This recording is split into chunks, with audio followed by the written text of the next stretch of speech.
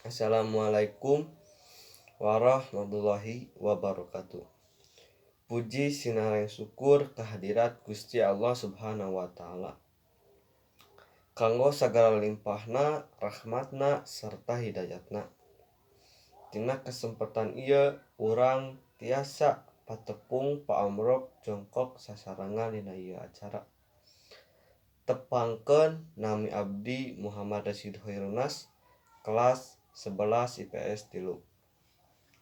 Simkuring di dieu bade pidato ngeunaan keutamaan nungtut ilmu. Tina ilmu kabagjaan dunya tiasa urang rasakeun. Tina ilmu oge kabagjaan alam akhirat tiasa urang rasakeun.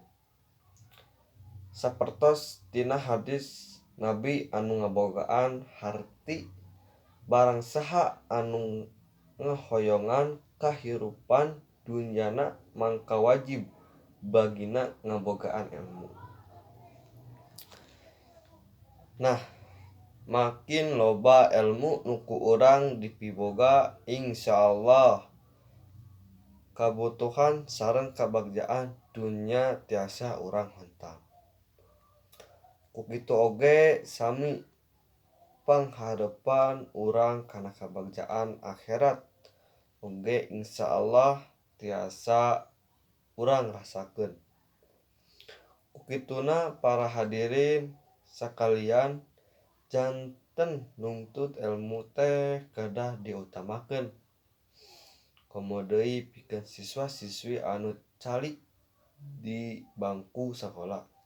Teu aya alesan kanggo urang males-malesan dina diajar sabab diajar atau nungtut ilmu nyaeta hiji kawajiban pikeun urang sarerea. Ku kituna urang kudu bener-bener dina diajar pikeun neangan ilmu nepi sajero-jerona. Para hadirin anu kusim abdi pikahomat sakitu wae pidato singkat dina judul keutamaan nungtut ilmu anu tiasa didugikeun tina kasempatan ieu. Mugi-mugi urang sadaya tiasa terus diajar serta ulah ngarasa males supados urang tiasa ngarasakeun naon eta nikmat ngabogaan ilmu. Hatur nuhun kasadayana waktosna. Hapunten bila aya kalepatan tina cariosan sim abdi.